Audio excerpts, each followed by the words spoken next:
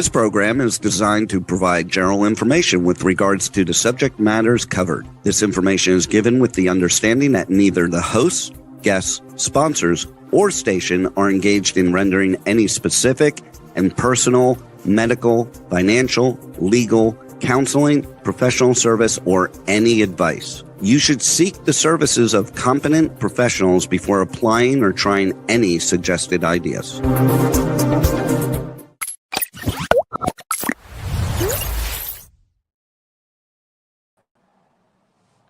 Hello, and thank you for joining me for another episode of Anahita TV. I'm so excited to have you with me. Today, I have a wonderful guest who's waiting in the green room. He's going to be with us in a second. I just wanted to do a little introduction before I bring him on. Wow, I don't know where to begin. He's done so much. We're just going to stick to some of the most recent accomplishments. Doc James Mason is the author of the acclaimed book, Mastering the Logline, available on Amazon. And he is a regular columnist for Creative Screenwriting Magazine, where he shares his insights on storytelling. So if you're a storyteller, this is the show for you. His latest article on describing the goal has just been released. He has over 2 decades of experience as an advertising executive for major clients like Old Navy, S.C. Johnson, and Princess Cruises and whatnot. So I'm going to leave the rest. Let's bring him in, and I'll do the rest of the intro when he's on here. Hi. Did you hear some of the intro? Hi. Welcome, James. Nice Thank you so much. Yeah. So I was just doing a little intro about you, and which is not very little. You know, we've been friends for quite a while now, and I know your history and background as a writer, and you're an amazing writer. You just finished a book called Mastering the Logline, and I was reading that, and you worked in advertising for like Old Navy, S.C. Johnson, Princess Cruises, and your passion for human connection is evident in your film, and which you co-wrote, called feature film called Caged. It used to be called The Shoe. The Shoe, yeah. Yeah, that's until the distributors got a hold of it. I'm sorry? That was called The Shoe up until the distributors, and they decided that they wanted to call it Caged because it seemed more marketable than SHU, which stands for Segregated Housing Unit. And it really is about a story about a psychiatrist who's wrongly convicted of killing his wife, and he finds himself in solitary confinement.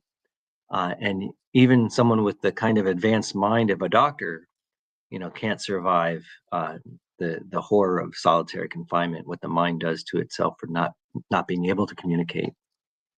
Yeah, that's I think one of the worst things that can happen to us. I was reading an article about 3 things that we need for survival, and I don't remember the other 2. I think it was cognition,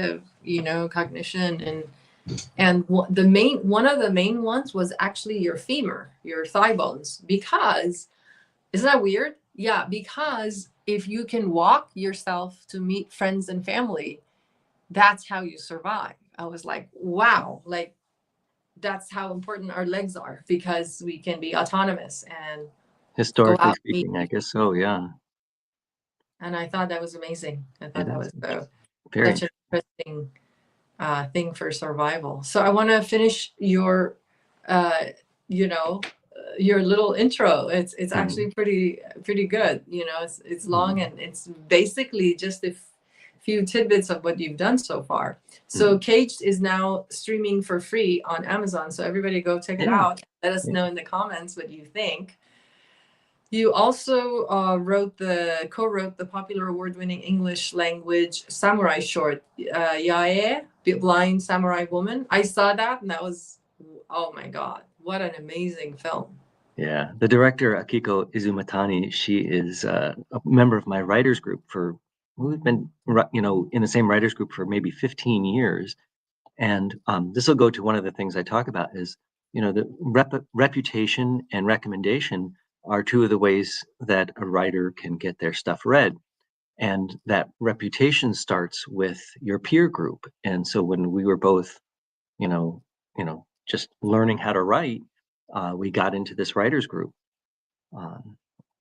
And eventually we collaborated, and we just finished actually writing a feature version of this short film. So Oh, I'm hopefully so that, excited. yeah, Hopefully you can get the funding yeah, to yeah. make the film. He's a great director too, so it helps to have talented friends. Oh, definitely. So this is a show for all writers, inspiring writers, and even producers. If you want to get to know an amazing writer who has several scripts that are completed and ready to go, James is your man. So yeah, reach out to me if any of these stories resonate with you, and if you have funding, we're not ashamed to publicly ask for funding, because filmmakers always need money, you know. Yeah. Yeah, And there's two things that a successful film has in common. One is it got funding, and two, it has a good script, right? yes, Started out good anyway. you start out with a good script. That's the beginning. Yeah. And then great funding makes it all happen, makes it possible. So that's what we're out here for. So I want to talk about your book. What made you go out and write a thick book about log lines? Because log lines, if anyone is new to screenwriting, is basically one or two sentences where you describe the entire movie within that Yeah. one or two sentence. And I like to make it a little bit more clear for people because that seems like a lot. But if you focus on the central conflict, uh, just the central conflict, then it becomes much easier to write a one sentence log line. Okay. So yeah, You, what made me want to? So about 10 years ago, I started on Facebook. They have a group called Loglines, and I was a regular contributor. And then I started learning more and more about log lines as I was helping other people. And then I realized that there's a real niche, um, right? For people, everyone needs to write a log line, but nobody's teaching how to write it. They have these ideas. They can't even identify what a log line is, right? So I thought, well, maybe if I could write something that really defined it very well from the writer's perspective, um, then I could help other people, because I always loved helping other people. That was the whole reason I got into that logline group and became a moderator, was to help other people. So I started taking a deep dive. It's kind of funny that we're having this conversation today because years ago I had to take a break from politics. I was getting too crazy into it. I'm like, I just was wasting so much of my time and nobody was saying anything. So I thought, what better way to do it than to focus my energy into something very specific and the thing that I'm passionate about, which is to help people tell stories. And so I started writing a book on collaboration.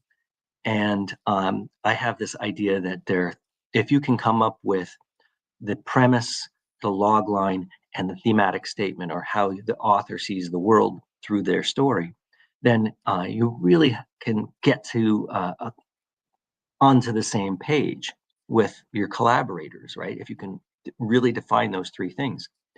And the second chapter on log lines turned out to be getting longer and longer and longer. So I made the decision not to finish that book yet. I'll finish it eventually, but for now, I'm going to focus only on log lines, because log lines have a second benefit, which is this uh, wonderful ability to analyze a story. If I see a log line that's not working, I can ask the question and really kind of figure out, before I've ever read the script, if there's a problem with the script. Because if the writer can't tell me what the answer is, maybe they don't know, right? Mhm. So it has this, it's more than just describing the central conflict. It can really help a producer or a director or somebody other than the writer, or the writer themselves, I guess. It can help them to figure out what the story problems are.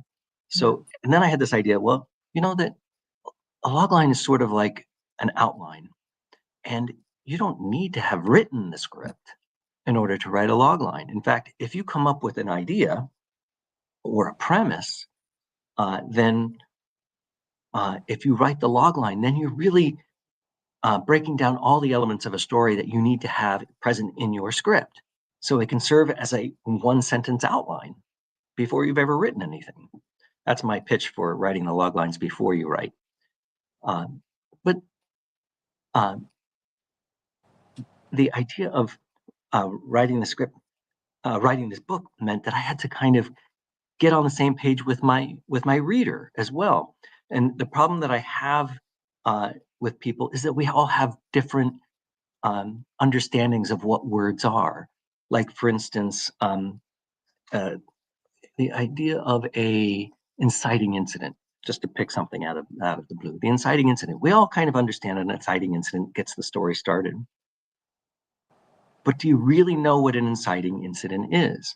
And after deep contemplation and thinking about it for a really long time, I was able to break it down into two different things.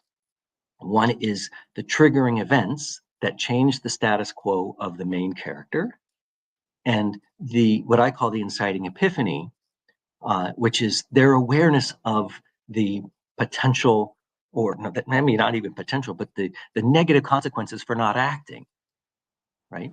So the negative consequences on not acting, for not acting, like, to fix their problem. The triggering events cause a problem. Movie.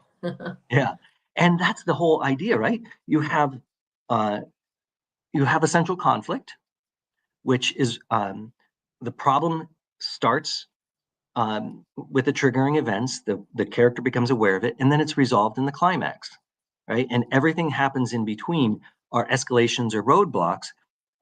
And finally, when the character runs out of options or runs out of time, the climax has to happen, and those negative consequences will happen, right? And so all of those things are kind of represented in the log line. And so I needed to spend, that's why it's so thick, it's not that thick, it's I had to go through and really break down each of the elements of a story, and I identify 8 of them, and really discuss them in a way that we can both get on the same page, right? So so like for the main character, I don't call it a protagonist, because a protagonist to me is a very, very specific thing. It's a character who must act towards a goal, toward a desired outcome, and there is an antagonist who doesn't want them to have that, whatever it is their goal is, whether it's a thing or an object or accomplishment or something. And the roadblock. the roadblock. The difference for me, the difference between an obstacle and a roadblock is an obstacle, just diverts your attention for a little bit. Whereas a roadblock, you've got to figure out that the main character has to kind of figure something out to get around it, right? It stops the story until they can figure out, until the main character can figure out something about themselves, maybe, or figuring something out about the plot, or this or that. But when you run out of time or options, those negative consequences have to come in, like hard and fast. So that means I have to define what stakes are. The stakes are the negative consequences for failure to achieve their desired outcome. Now, that sounds like a mouthful, but give us an example of a popular movie. Like, so for the audiences who are new to this kind of thing, let's say, what movie is a popular big movie? Like Mission Impossible, So he's called to action. Right. So the thing is, I should kind of talk about the difference between a protagonist and a hero. Okay. Yeah. Right. So a hero is a reactive character. The villain in that series, or in any series, when you have a hero and a villain, the hero is reactive to the villain's goal. Okay. So, in other words, the villain wants something, and the hero has to. Yes, they want something too. They want justice, or they want something like that. But that's not what's driving the story. The story is the narrative itself is being driven by the goal of the villain. And so the difference is the stakes are not for the hero like they are for the protagonist. The stakes for a hero are for, let's just say, society in general, right? They have this idea that that they have to protect somebody else, right? They may put their own life at risk, and yes, that's stakes, but that's not the narrative stakes. The narrative stakes are driven beyond their life. If the hero dies and the villain wins, the real stakes aren't that the hero dies. It's that other people are affected, right? The idea that so you want to those are the stakes that you'd want to have in the log line, not whether the hero lives or dies. Who cares, right? Yeah. Because like for The instance, stakes is tough. The stakes are pretty high up there with a film like that, because it's like saving society, a mass group of people versus or the universe, or it can be a single person, a loved one, a single person too. Yeah. It could be that they have to get to see. I mean, it doesn't even have to be life or death. It could be that they need to express some, they have to make amends with somebody. They have to tell the truth to somebody in order for them to live a fulfilled life, right? I mean, it doesn't necessarily have to be life or death. I know it's kind of hard to get into in a very brief film. But the romance type films, comedy, it's not life or death. It's when a movie works, the difference between a good movie or a bad movie. I just had an interview a couple of weeks ago with David Zucker, who wrote Airplane, and he talked about this. He said, if you follow the idea of a great film, that it works, and you put the jokes where they need to go, then it works. So a film has a format, and that's what we're basically talking about. A lot of people, I feel like, a lot of people go to the movies and they see a movie and it's exciting, and maybe parts of it isn't as exciting as they thought it would, and they think they can write a movie. Oh, I could have done better. But I was one of those people. And so I studied film since a very, very young age. And then by the time I graduated college, I took a class, an introduction to screenwriting. And that's when I realized I had no clue what I was talking about, because the format is extremely specific. Like, tell us about that. We have to outline. We have to, there's a first act, second and third act, and David explained it as, he says, his brother says, Jerry Zucker, he wrote Ghost, and I believe directed it. And he said someone gets chased up a tree. Yeah, that's a real basic version. Break it down. Yeah. Right.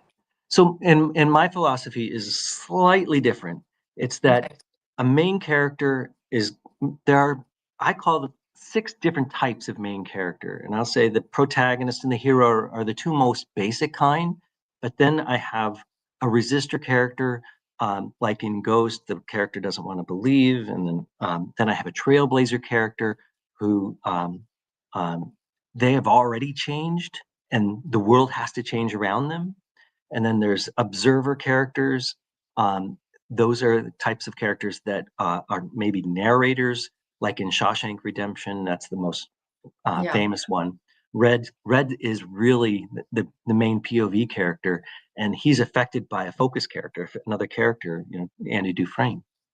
And so, and then of course the leader character, I call it a leader. It's the in an ensemble, there is usually one character who's the survivor character, and all of the other characters, some of them serve to show the stakes in a story. Some of them are, I believe every character in an ensemble should have a purpose, and the purpose should be illuminating to the main character and to the audience. So anyway, those 6 different types interact with an opposition character or an oppositional force. And each of those kinds of stories have slightly different structures. And each one of them, some people come in and they're like, everybody, all the screenwriting coaches don't like my script. And I read it and I go, actually, this is kind of brilliant. This follows this format, just like, Academy Award-winning movies that don't follow the 3-act structure to a T, because they don't need to, because they're not that kind of movie. They're not the basic kind of movie. Right. So what I try to do is illuminate all of those 6 different types of main characters, the 7 different types of opposition. I don't want to call them characters. There's three different types of opposition characters and 4 different types of oppositional forces.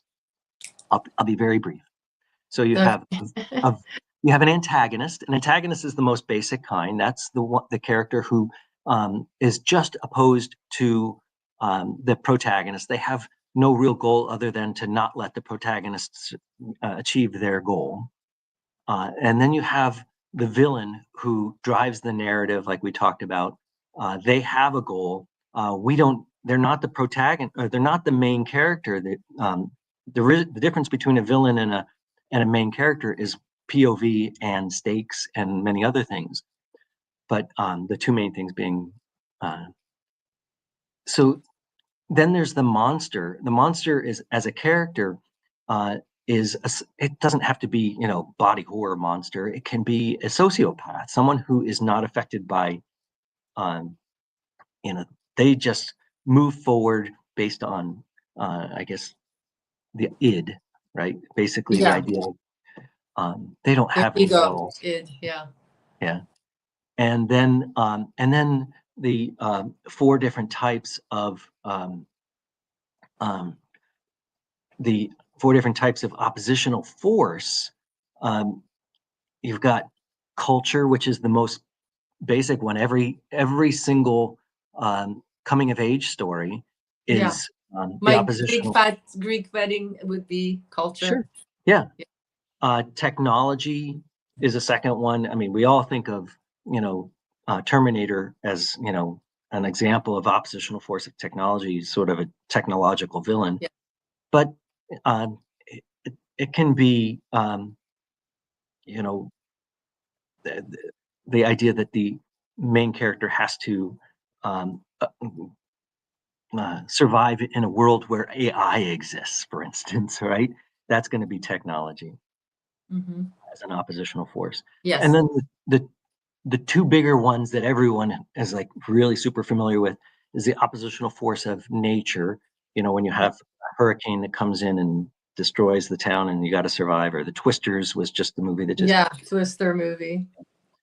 And then of course supernatural is anything that's not nature, that's like ghosts or aliens. No, aliens I guess could be technology, but anything that supernatural is there's a lot, like the horror films. Would that be supernatural, or Superman, that kind of thing? So any horror most horror movies are either monster movies or supernatural. Yeah. Okay. But they're going to have a completely different structure than a protagonist would.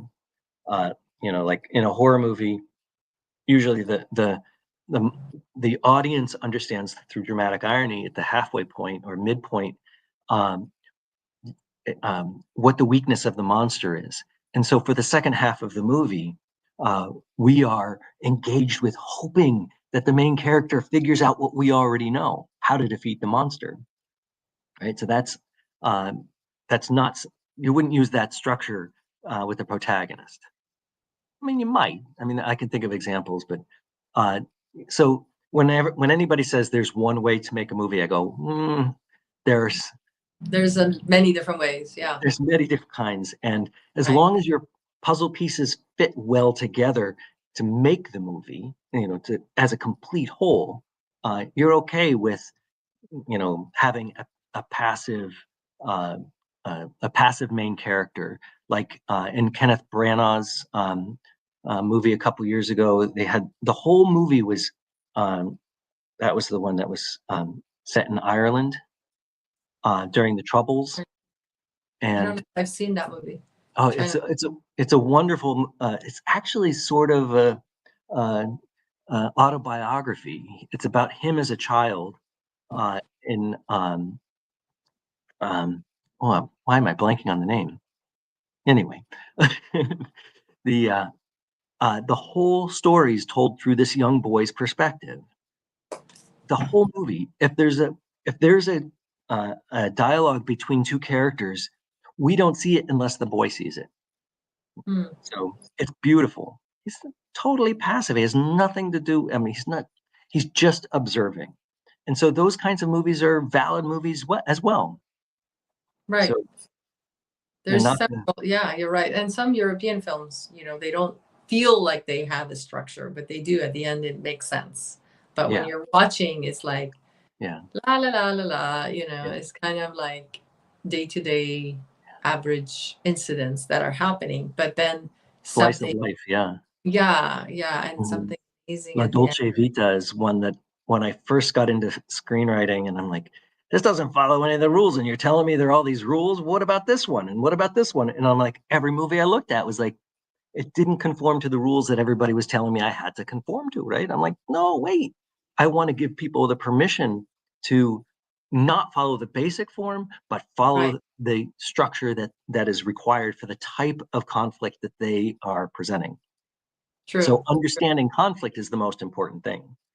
So understanding conflict of what the writer is trying to portray.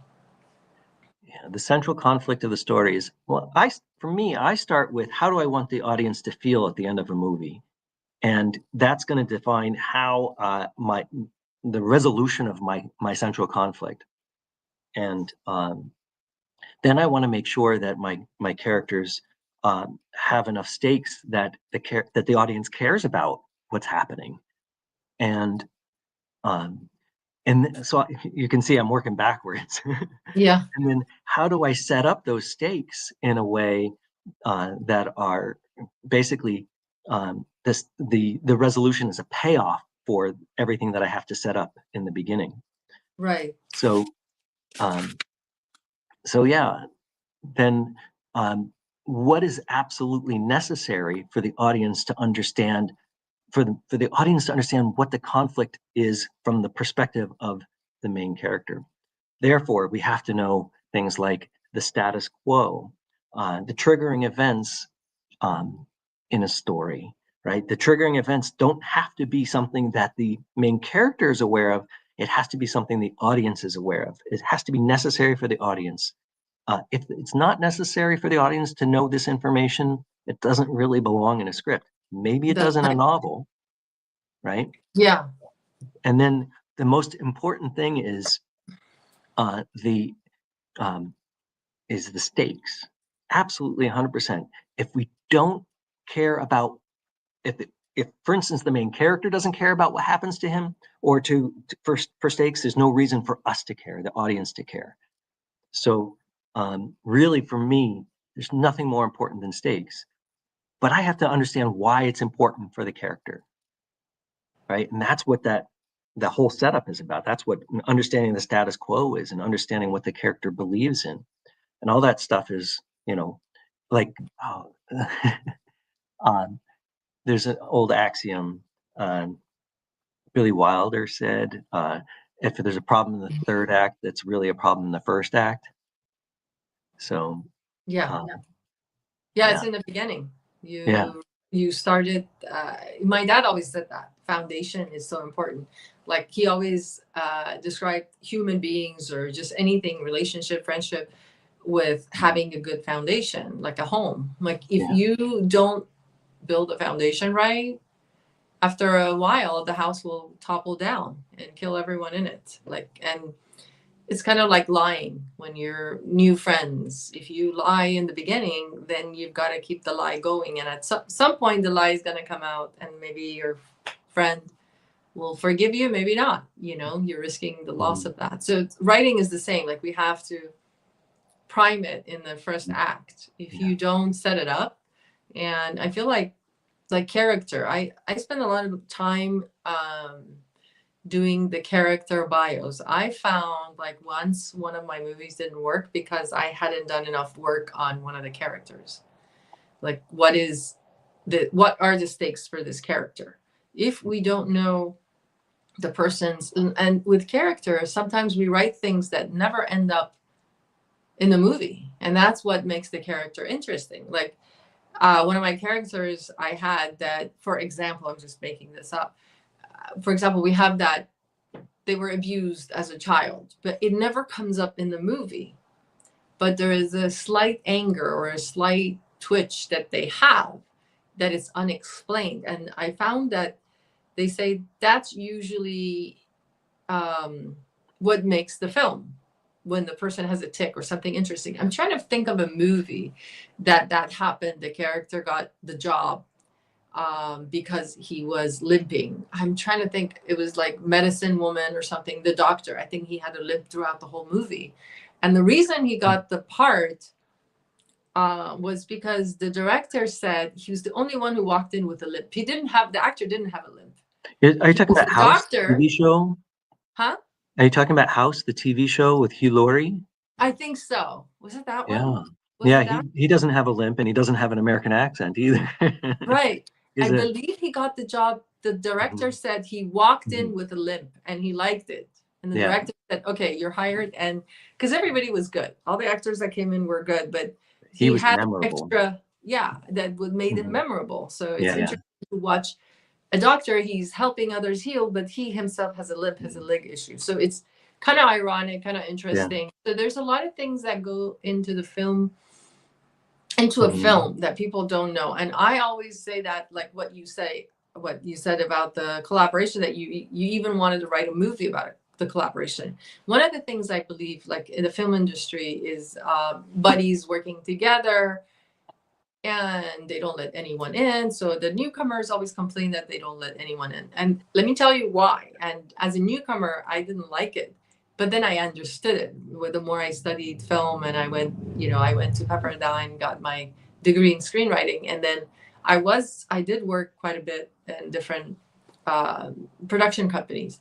And one of Mhm. the things I learned, the team is so important. One person doesn't carry out their duty, Right. the whole thing falls apart. So that's why people work Yeah. with people that they trust. That's it. Trust is the right word. It's not that they're closed off, it's that they can trust this person, and They know they yeah. can pull their weight. They know that they can. And this is really coming true in my real life. Right. It's kind of like When real life. Yeah. Yeah, You work with the people you like. It's because yeah, they're going to impact the movie yeah. directly and indirectly. Mhm. Yeah, we had a couple questions about the book, and I wanted to kind of Yeah. Let's clarify. get into the questions. We have some Yeah. audience questions. So So let's see. I wanted to say this book is about screenwriting, but it really is about writing you know what? If you are anyone who needs to tell a story, understanding who your audience is and what their expectations are, and how to best describe what it is you're trying to tell, right? In screenwriting, it's central conflict, but understanding all the different elements will help you to clarify your thoughts down to a very brief, I say 1 or 2 sentences. Um, and the reason for that is because your audience doesn't really have the capacity to listen to you go on and on and on for half an hour about a story and then finally get to the point, right? Get to the point and then allow them to ask you to go further into it, right? So this is not just for screenwriting, even though it's how to excite Hollywood in a single sentence. It's for any kind of writing, That's any so true. kind of, yeah, So I had another question. Someone's yeah. asked, how do you come up with your ideas? Because, one of the things we haven't talked about is the fact Mhm, that you have several scripts. How many mhm. scripts do you have now? That the last time I talked to you Yeah, was 7 or more. it's like 15 or something like Wow. that. But let's be honest, most of them are never going to see the light of day. It's But fine I because, love, I've read some of them and they're very yeah, good. I have You have three one that in are in pre-production pre-production right now. now, correct? I'm sorry? You have one, Journey to Now is in pre-production.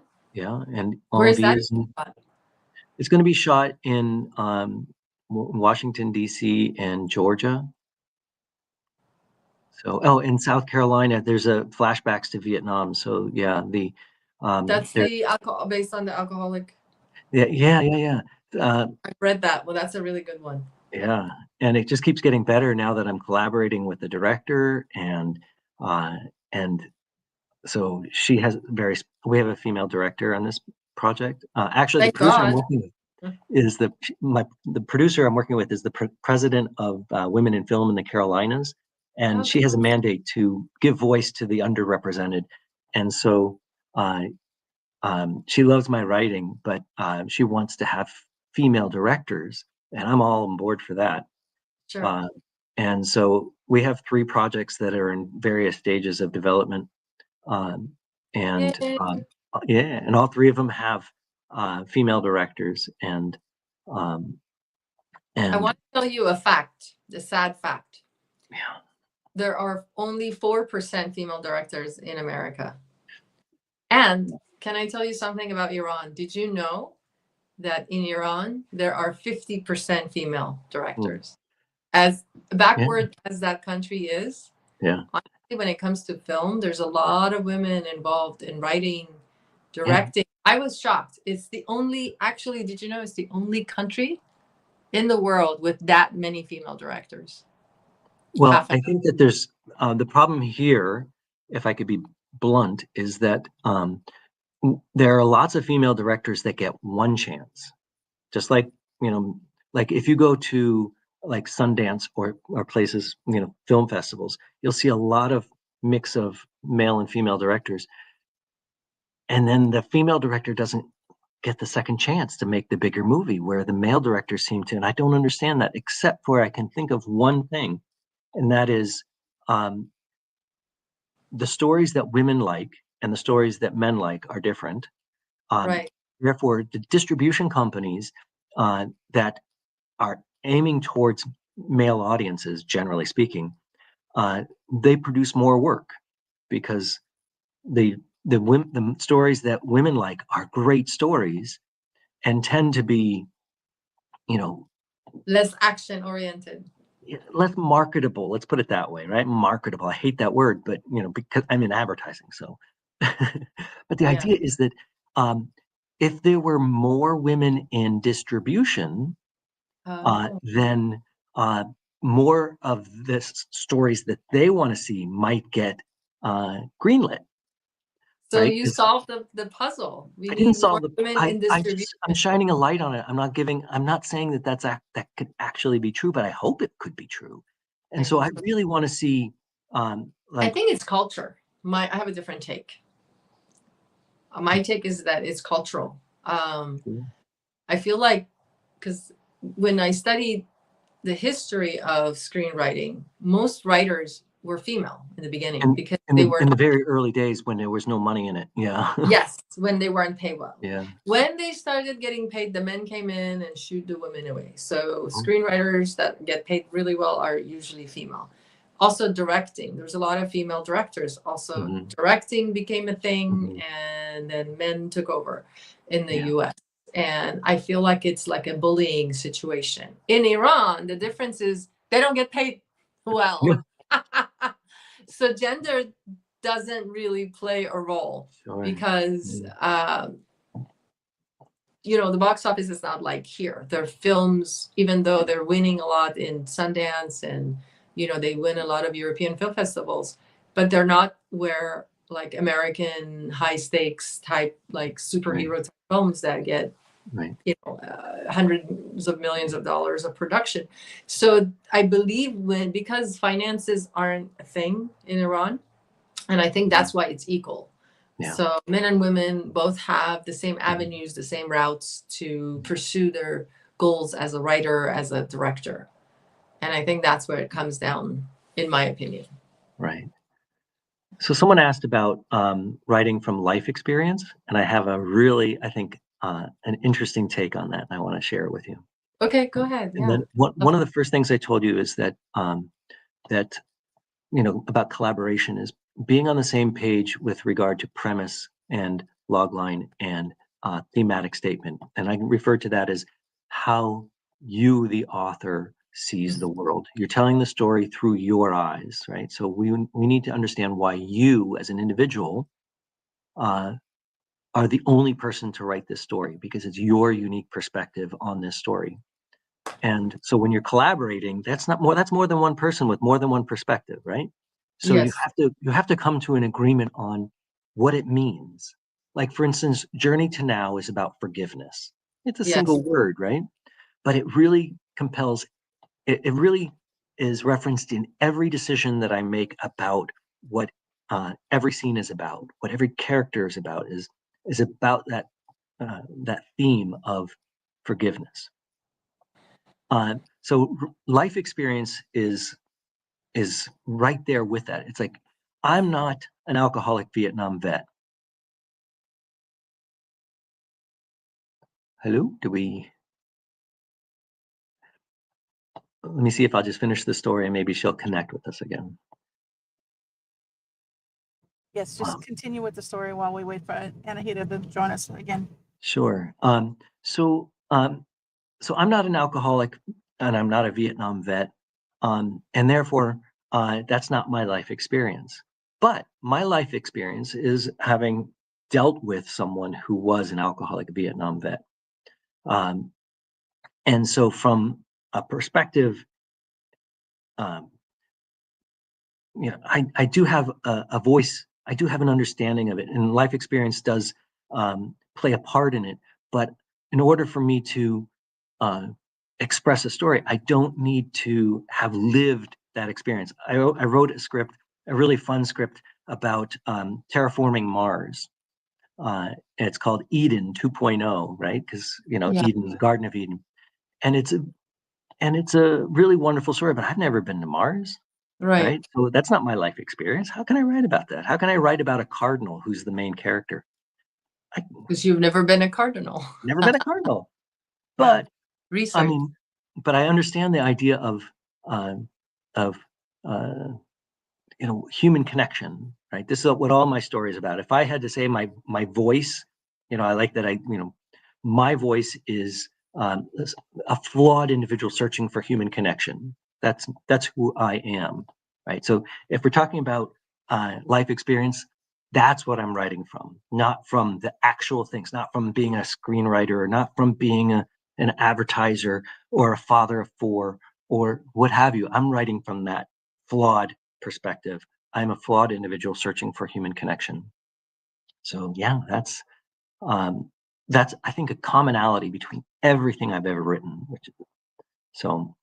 And I really do feel like anybody can become a writer.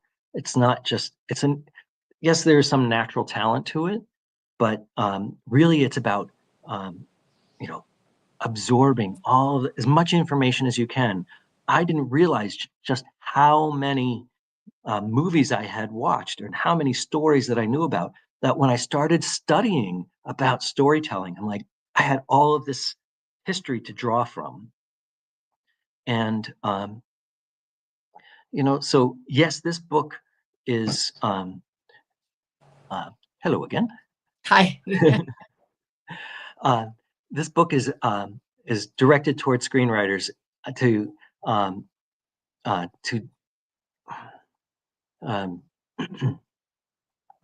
tell the stories that they want to tell. And I think anybody can do that. And I think the more you learn, the better you get at that, the more feedback you get from other people, the more you can learn how to express those ideas that you have, that you want to. But it starts with this idea of, who you are as a writer. And Anahita, when you really identify, who you are as a writer, and that starts reflecting in everything you do, including Anahita TV. True. This is a platform basically to showcase what we can do here. Collaborate with people who are in the same business, and hear the best advice that we can help others give to others. I'm like you, I love collaborating. We did write something together, but unfortunately we didn't get to finish it. We did start, it was a good story during the pandemic. I try to help because a lot of people, life gets in the way, and that's okay. Right. And so like although these three things that are in pre-production are stuff that I did by myself, Yaye is a collaboration. Yaye, Blind Samurai Woman, the short film. The Caged was a collaboration, and then there are other collaborations. I'm working with another. I'm Rahela Kamali. I don't know if I told you about her. You did tell me about her. She's in Europe, Rahela? Yeah, she's in Europe, and she's making films in Spain, but she's of Persian descent. She was born in Tehran. like me. And yeah, and so she came to the United States to study at UCLA, and we connected through a writers group, the storyboard group that met on the Fox a lot back in the day. Right. Now it meets via Zoom, but we connected, and I love this idea of collaborating with her for because she has a completely different perspective on everything, especially Then you. than women characters, first of all. Okay. So collaborating with her meant trying to understand that character, female characters better, right? From her point of view. Yeah. Yeah. And so we came up with a story that she turned it into a short film in Swedish. And so I have a producer credit on that. It's coming out soon. It's going to be in film festivals soon, I think in 2025. Wow. So, and it turned out fantastic because I challenged her, right? Yeah. And she challenged me, and together we plowed forward into this story that was, I think, accessible and a really brutal look at what it means to be in a relationship for a really long time and being bored with him. Oh yeah. So yeah. So those are the kinds of stories she wants to tell. Okay, so like, yeah, that makes sense. Yeah. That's her point of view, and I feel like she's probably had experiences with relatives or someone that was Oh yeah. in that situation, and that's what propels her to tell the truth. You know, the truth of that side of. We all want long-term relationship, but then, you know, at what point does it get stale? One thing I wanted to talk about. Oh no. Should I anticipate what she's going to ask and bring it back to log lines? I'm going to anticipate she would like your closing thoughts on everything before we wrap up the show. Your timing just went so fast. I love it. Yeah, so I want to talk about I'm going to just name the 8 elements and say that and then define the log line. So the 8 elements are context and setting, the main character, opposition, the trigger, which includes the inciting epiphany, the goal, the stakes, the flaw or description of the main character, and the tone, right? And so if I were to define the log line, I would say a log line is a single sentence of about 35 words that defines the story's central conflict through those elements: the context and setting, flawed main character, opposition, triggering events, goals, stakes, and tone. And the purpose of the log line is really, really simple. It's to encourage the industry professional to read the actual pages. And those there are 4 different elements or 4 different promises that get any script read. Any script or manuscript, doesn't matter. And that is the reputation of the writer, the recommendation of the writer, like someone like an agent or a manager, their sole purpose is to recommend a writer, right? And the recommendation applies to anyone, right? You know, the dentist can read your script and pass it on to their friend. The reputation, that starts with every person you talk with, every interaction that you have within the industry or not within the industry, because you really want to be the person that people want to work with. Like Anahita and I were talking about, be the person that they trust to tell a good story. And then the premise is the promise of conflict. There's no details of the conflict. It's just a good idea. And that gets the mouth watering, right? It's like, ooh, I got to read this script. And then, of course, the 4th one is the log line. And the log line, it's got to be something that's intriguing, but it has to be kind of almost factual, because you're setting the expectations of the reader, right? With this log line, the reader knows almost everything, not everything, but almost everything they need to know about the conflict, so they can focus on whether you're telling your story, when they're actually reading your script, they can tell whether you're telling it well or not. Yeah. Because they already know what the central conflict is. They may not know what the resolution of that conflict is. They may not know what if they get their goal or they don't. But yeah. Yeah. So give us an example of a log line before we say goodbye. What was the log line for your movie Caged? Oh, I don't have that one saved. Oh, okay. Sorry. Okay. So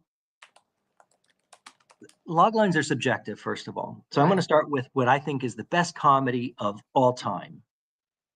Right. And that is the 1960 Academy Award winner for Best Picture called The Apartment, written by Billy Wilder. Yes, I love that movie. Okay. See if this log line conjures images in your mind. Right. Okay. An amiable accountant who fancies a lively elevator operator reluctantly lends his Manhattan apartment to his boss for an extramarital affair with the same girl. But when she downs a bottle of pills, the employee must step in and save her. Wow. So okay. The question is she saved, right? Yeah. But that's intriguing to, there's a lot that happens. This is a great movie, Yeah. It's a wonderful, I love it. With let's see, is it Jack Lemmon? I'm sorry? The lead character, Jack Lemmon, is it? Yeah, Jack Lemmon, yeah. Yeah, I love his movies. Yeah. Well, thank you so much for honoring us with your presence and all your knowledge. And if anyone's watching who's a producer interested in any of James's films, I can vouch for him. I've read quite a few of them. Thank you. Contact me. I would love to produce. We've always talked about that. Executive producing. I'll bring in the money and produce one of your films or some of them. So yeah, if anybody's interested in learning a little bit more without having to buy the book, if you want to buy the book, it's available on Amazon. They should buy the book. The book is on Amazon. It's called Mastering the Log Line. And I would go and watch Caged and leave comments, please. As all artists, they need following and your help and your, contribution by watching and, buying his books. You are giving an artist, a leg up and getting him to continue being his best self and producing more art. So thank you so much, James. Thank you so much, Anahita. Yeah, you're welcome. Talk to you soon. Stay on. We're going to talk to Rebel. Okay. Thank you. Thank you.